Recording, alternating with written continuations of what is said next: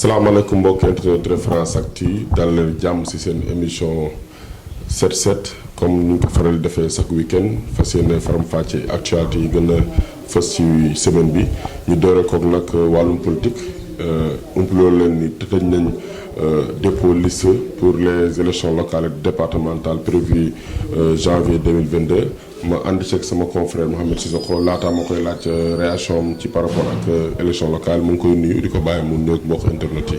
Omar na nga def maa ngi lay nuyu maa ngi nuyu internet yi ngay xam ne ñoo ñu suivre ci référenceactu.com di ñu suivre sur YouTube di ñu suivre sur Facebook ak suñu plateforme yëpp ñu am ci réseaux sociaux yi di leen dalalaat di kontaan di ànd ak ñoom ci seen émission 7-7. waaw comme ni mu ko doon waxee ci njëlbeen clôture nañ dépôt liste yi mercredi 3 novembre. ci minuit lañ ko clôturé gis nañ nag élection yi ren moom dafa mel ni dafay annoncé couleur yoo xamante ne macha allah parce que ñëpp a ngi si intéressé wu. te gis nañ ci ay candidats surprise ak yeneen situation yoo xamante ne décollé nañ si en tant que observateur ban réaction nga ci am. li may njëkk a wax mooy enfin parce que élection yi ñi nekk ci bokk moomeel yi di ñu koy wax maire yi ak conseil départemental def nañ. presque benn mandat genn wàll ndax dañ leen fal 2014 pour ñu jeexal 2019 2020 2021 ba 2022 c'est-à-dire def nañ benn mandat ak genn wàll. waaw donc kon logiquement enfin beneen bi mooy élection locale dootul yombati ci Sénégal parce que en 2014 gars yi ñu ngi doon wax ni liste yi dañu bari woon. ba ñu teg li caution mais teewul nu muy mujjee dafay bari li am solo ba am solo mooy élection locale li ci am solo ci buy mooy élection locale yi ñu nekk dafa nekk élection boo xam ne ça sera le rendez-vous d'un homme et de sa commune ou de son département parce que balaa ñoo dem dina xam kan mooy maire te loolu lu yees la ci donc ñu ci kontaan di espérer rek ni li tax a jóg élection locale c'est-à-dire ñu décentraliser li état yore au sommet bu mu wàcc ci suuf ñu def ko mais ce qu'il faut dire mooy la décentralisation suñu réew dañ ko tudd rek mais joxuñu ko benn cër.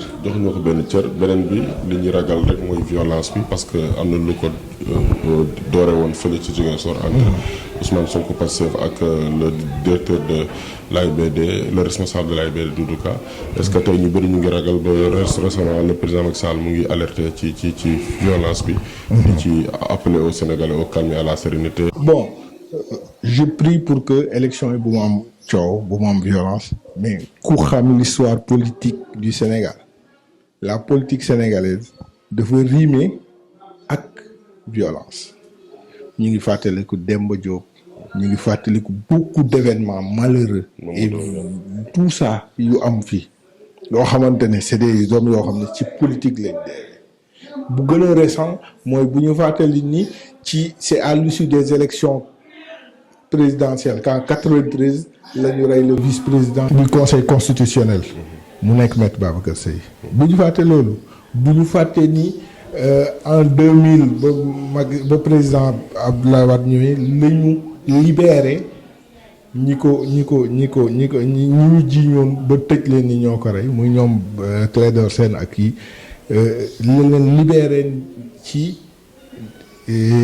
benn loi d'amnistie bu ñu fàtte ni Macky Sall président Macky Sall ba muy falu il y a eu beaucoup de violence et plus de 10 morts am nañ ko au Sénégal bu ñu fàtte ni tout récemment waxu mës bu ñu collé ci politique rey na 14 morts au Sénégal. léegi bu ñu ñëwee ci contexte bi dañu toll ci contexte boo xamante ni il y a eu de nouvelles personnes yu dugg ci politique de nouvelles têtes une nouvelle manière façon de faire donc loolu yëpp bu ñëwee dañu war a changer la manière de faire j'ai vu que ni c'est pas quelque chose bu facile mais il le faut mais beneen bi aussi contexte géopolitique bu ñu nekki li ñu entouré les analyses géopolitiques dañuy wax ni le Sénégal est entouré par un ceinture de feu boo gisee Guinée la fa xew Guinée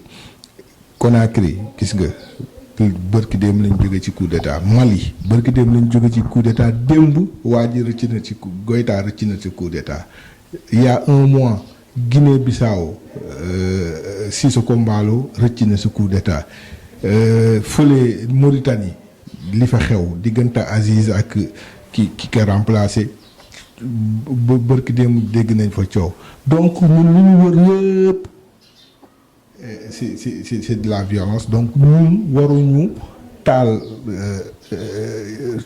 fett bi tax feu de brousse bi tax donc nañu il faut qu'on soit vigilant te campagne yi ñuy dem ñu wax ngir yàlla ñu wax programme ñu wax askan wi li leen yitteel mais pas ngàññante pas dóorante parce que ce qui s'est passé à Ziguinchor c'est pur y a amul c'est de l'indiscipline de la provocation parce que nit aussi kenn moomul fenn ça il faut le dire kenn moomul fenn Omar tey jii su ma doon politique damay ñëw sa buntu kër wax ak ñi ma soxla moomoo ko yow sa kër nga moom ay fii sama fief la loolu c'est dépassé fi nga dëkk wax leen li nga leen yéene nga noppi bàyyi leen seen xel mais doo leen wax ni doo leen déglu keneen pourquoi Sénégal chaque Sénégalais a le droit d'aller là où il le veut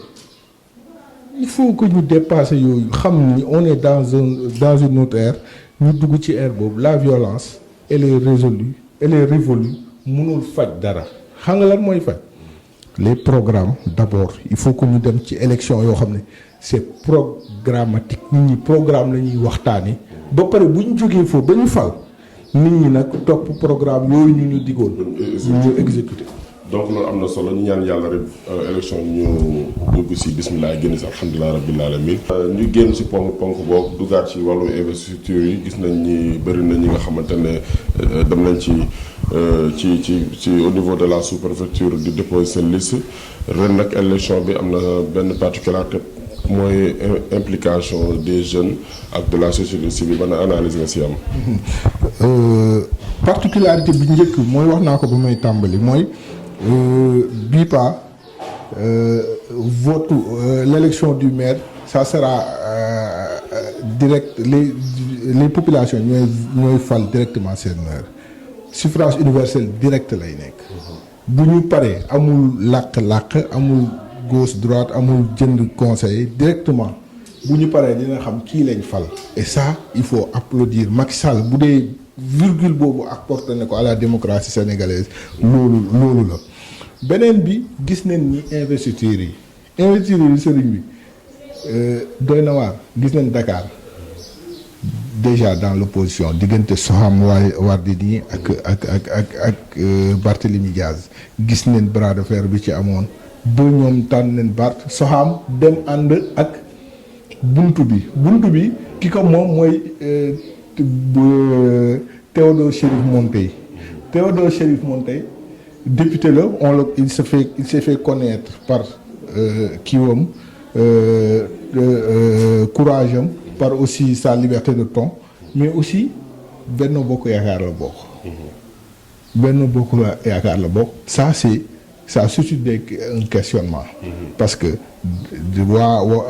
ceux qui sont avec Barthélémy dañ doon wax ni la dame Soham Macky lay liggéeyee maintenant ñoom investiruñ ko mu dem ànd koo xam ne Macky la àndal c'est un questionnement à Dakar toujours dans le régime en place tànnuñu Amadou Ba Diouf Sarr lañ tànn Amadou Ba kenn dégg ko mu wax ci dara depuis sax mu jóge dans le gouvernement maintenant est-ce que Diouf Sarr pourra enfin donner à Macky Sall la mairie de Dakar. c'est des interrogations. c'est une interrogation ñu ñëw Tëngéej à Rufisque le président Macky Sall a fait le pari mu tànn ka nga xamante ne mooy Ismaïla Madior Fall. Ismaïla Madior Fall c'est quelqu'un boo xamante c'est un universitaire un brillant universitaire. boo xamante ni bërki démb c'est-à-dire président Macky Sall moo ko dugal ci gouvernement bi mu nekk ministre ci la commencé politique mais mosul politique à Rufisque bon que je connais un peu gars yi xamuñu Ismaïla Madior Fall à la base maintenant ba mu nekkee ministre gis nañ ko mu xaw a yëngal tuuti am ñu mu àndal est-ce qu'il fera le poids parce que il va faire face à qui il va faire face à Albert Ndoye. Albert Ndoye 2 fois il a été 2 fois maire à l'est il est fort te foofu est boobu noonu mooy moo war a nekk base affective u Ismaïla Madior Fall à l'est toujours il y aura quelqu'un comme Doudou Maïssa Wade. Doudou Maïssa Wade élection 2014 moo ko Albert Ndoye li leen seen différence li ko Alba gagné ëppul 10 voix. Donc c'était serré. C'était très serré. Il aura en face de lui Mar Diouf. Alioune Mar. Alioune Mar c'est le maire depuis 4 magistères de la commune de l'Ouest. Alioune Mar base affective am foofu le président du conseil départemental bi dëkk mais du ko fa mosagul fa gagné est-ce que dina ko fa mën a gagné te le président Macky Sall a réussi quelque chose mooy ku mel ni Souleymane Ndoye bi nga xamante ni demoon na pour génn ak ànd defar Tëngéej ak ànd ceeg Mame Gor Diazaka mais il est parvenu à le faire revenir est-ce que dina faire le poids parce que est-ce que sax moom il pourra gagner l'Ouest du yomb Ismaïla Madior aura affaire à Mame Gor. Est-ce que Mame Gor est-ce que Mame Gor peut faire le poids ou pas? Loolu aussi pour le cas de Mame Gor ma yem fa est-ce que aussi c'est pas une révolution de voir des artistes des gens qui ne sont pas des politiques xam s'intéresser dem bay laaj askan wi seen dëkk est-ce que loolu aussi c'est pas une révolution? La révolution bu doon xam nga. parce que aussi Youssou Ndour a tenté avec la présidentielle en 2012 ñu invalidé ko parce que.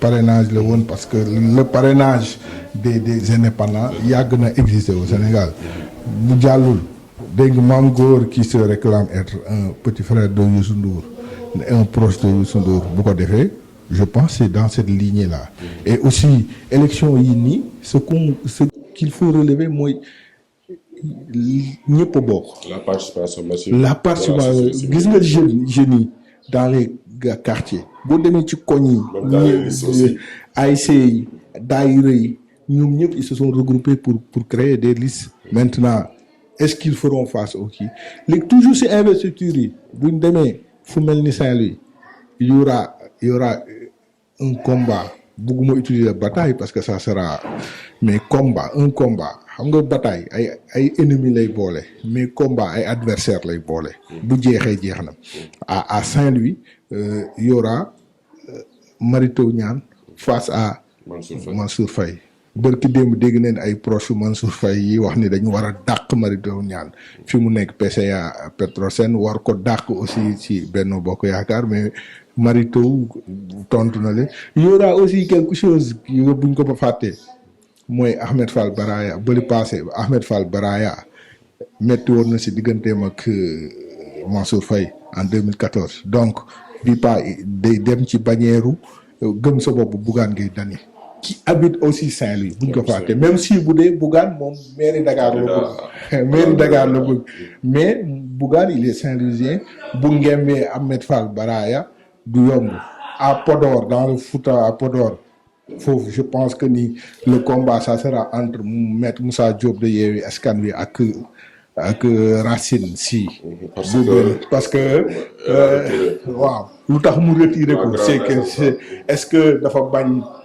dafa bañ a sonal Macky Sall comme elle le dit dans son message est-ce que dafa bañ une défaite éclatante face à Racine Sy parce que ba le passé aussi dem nañ ba conseil d'État ba conseil constitutionnel dugg ci pour casser la victoire de Racine Sy gis nañ ni Abdoulaye Wade nu mu ko jàppee woon toujours dans le Fouta gis nañ aussi c'est le fief de Macky Sall mais gis nañ la société civile les gens de Pastef gis nañ fa aussi quelque chose boo xamante ne je dirais pas que c'est inédit c'est pas inédit en 2000 les gens du PDS kidnappé nañ fi benn mandataire u PS ba déposé wu benn zone donc c'est pas quelque chose bu bees ci politique sénégalaise. cette année aussi bëri nañ gis nañ loolu mu am Fuuta Matam ñu toog di la xaar nga retrouver le chez un gars du pouvoir dafa doy waar. ñu wàcc toujours di dem Kaolack à la place de Mariama Sarr Macky Sall a choisi Modou Ndiaye Rahma son mari ce qui est bizarre, mais il aura à faire il aura à faire parce que y a des gens comme Ousmane Noël du yomb, il y a des gens comme Fadel Barro, il y a beaucoup de gens, Rose Wardini moom tamit dafay conquérir, il y a beaucoup de gens ñu dem Fatick le maire Matar Ba est contesté. Ça c'est la réalité. Le maire Matar Ba est contesté. La jeunesse ñu jege sax Macky Sall dañ ko contesté. Maintenant contestation boobu dàqul ni am na ñu mu àndaloon ba léegi ñu ngi continuer di ànd ak moom. Bon, est-ce que la contestation va avoir raison de lui parce que ku mel ni Sori Kaba bu nekkoon ministre bu nekkoon directeur des Sénégal de l'extérieur gis nañ ko mu teg fa listam.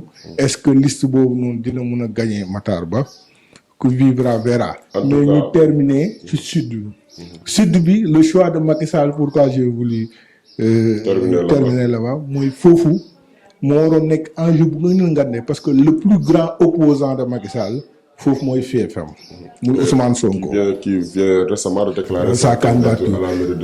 Malheureusement ce qu'on a vu, le président Macky Sall a choisi quelqu'un qui fait partie de ceux qui sont censés être plus faibles politiquement là-bas parce que bu bàyyee kii di Abdoulaye Baldé masta doon du la foofu quoi voilà mu tànn Benoît Sambou on le connaît pas pour être quelqu'un bu politiquement électoralement significatif en Casamance ça c'est la réalité. mu tànn ko face à Ousmane Sonko. Moi je dis honnêtement les urnes peut-être me démentiront, je dis honnêtement qu'il ne fait pas le poids, qu'il va pas faire le poids devant Ousmane Sonko. Maintenant est-ce que il y a un deal Macky Baldé pour avoir un contrepoids contre Ousmane Sonko pour mieux régner. Voilà, ça on va attendre dinañ ko xaar parce que surtout Angélique Manga qui est suñu consoeur la nekkoon RTS ñu tegoon ko fii ministre mu dem rejoindre Abdoulaye Baldé contre Benno Bokk Yaakaar ak Ousmane Sonko on termine par lui. Ousmane Sonko quand même il dit que tout va commencer à Ziguinchor, c'est-à-dire Ousmane Sonko bu perdre les élections de janvier du 23 janvier 2022 c'est son destin présidentiel dina ko xoolaat bu baax a baax.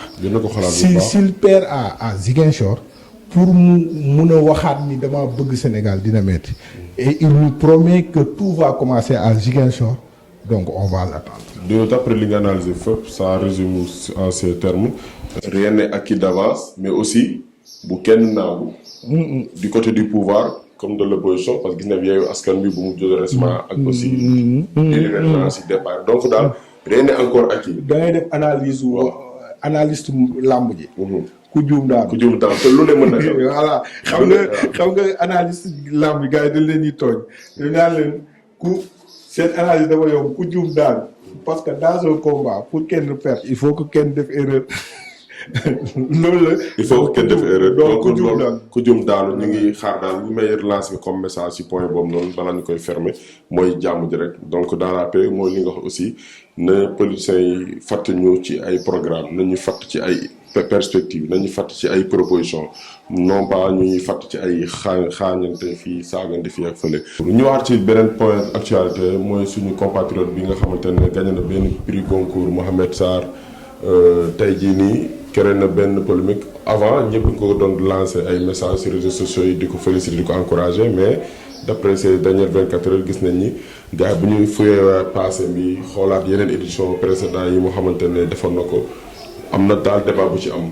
parce que nee nañ aussi c'est pas quelqu'un boo xamante ne il fait d'autres on pense qu'il n'est pas quelqu'un qui fait la fierté par rapport à position yi mu jëloon ci ay questions transcendant comme la question de l'homosexualité ba nga jàng situation boobu nooy jàngatee loolu. bon li njëkk il faut féliciter Mohamed Mbougar Sarr pour le prix qu'il vient de parce que on a eu Senghor on a eu Cheikh Anta Diop j'ai vu gars yi di wax ay c'est le premier africain noir subsaharien bu gagné prix Goncourt. On a d'autres même en Afrique de l'Ouest, Amadou Kourouma, tout ça. kenn gagné wu ko moom moo ko gagné donc il faut li mu def dafa rëy. À son âge aussi. dafa rëy il n'a que 31 ans. quatrième roman la. Donc c'est quelqu'un qu'il faut féliciter, qu'il faut encourager. Maintenant la polémique Sénégal j'ai lu quelque part quelqu'un dire déguetti sur une publication Facebook qui dit que bu nekkoon polémique critère de développement là donc Sénégal ce serait le pays le plus développé du monde parce que Mbougar Sarr quand même il a si beneen roman am si beneen livre am la wax nii dafa am benn phrase rek lañ ci fu muy wax ni au Sénégal nit bu nekkee un bon homosexuel soit il est drôle il est caché ou il est mort. C'est son point de vue. C'est son point de vue et aussi c'est pas très loin de la réalité. te il faut qu'on commence à accepter la réalité. donc aussi li ñuy wax ci loolu dañu naan rek ñee pour les blancs ceux qui pensent que bu liy joxe ay prix nit day fekk ko xamante ne il faut sëriñ bi tu sais le jeune Mbougar il a li mu def dafa rëy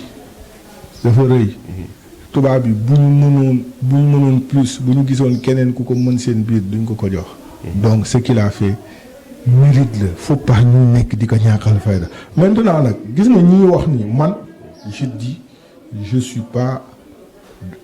suis contre l'homosexualité parce que jullit la quand même quand on est dans une religion qui est dogmatique il faut pas doo jël lii bàyyi la le je suis contre ça mais quand même ñooñu ils sont qui pour dire nit ki nii la war a xalaatee nii la war a xalaatee te moo wax la beneen affaire ki ñu jël ko nga Sénégal les très grands intellectuels ils te diront jamais qu'ils sont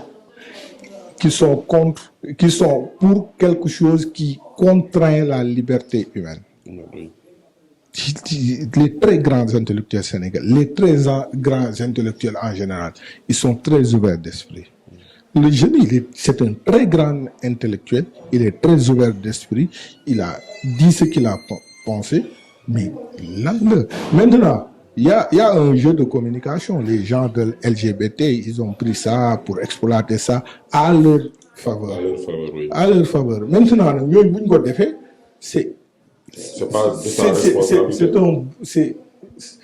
ñoom ils sont dans leur rôle. Maintenant, est-ce que dañu war a jël le jeune traîner ko dans la boue? Non, je pense.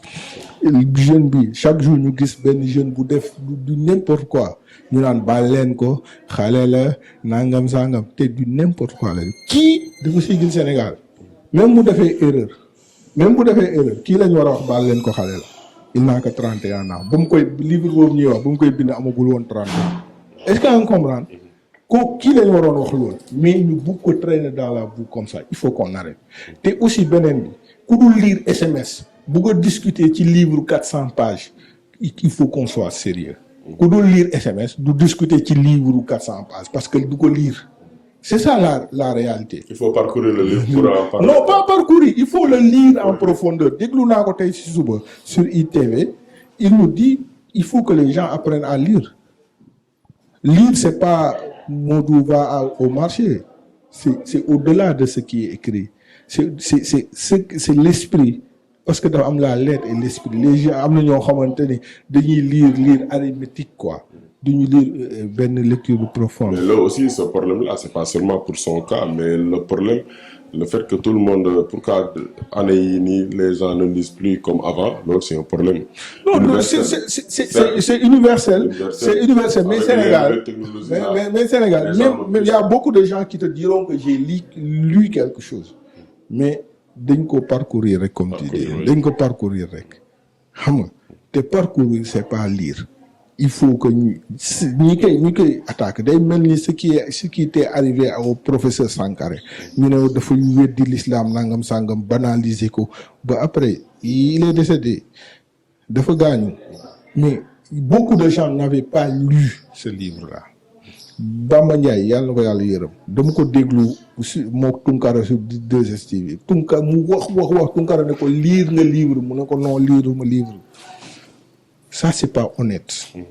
Beaucoup de gens yuy wax Bougar Sarr xamuñu livre bi nu mu tudd xamuñu ñaata livre la kii xamuñu ñaata page donc loolu lan ngay wax waa koñ ba sur ça buñ ma ñëwee ne ma livre bi dafa kii ma ne la lan laa ciy wax.